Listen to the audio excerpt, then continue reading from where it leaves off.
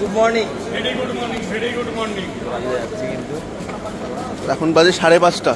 ঘড়ির কাটায় 5টা বেজে 26 মিনিট। 5:26। আমার রথ এভাবেই প্রতিদিন রথে করে যায় আমার মাল। এটা হচ্ছে রথ গাড়ি। চিনতে পারছি না।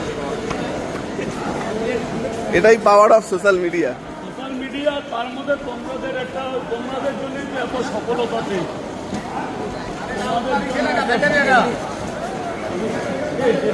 হ্যাঁ,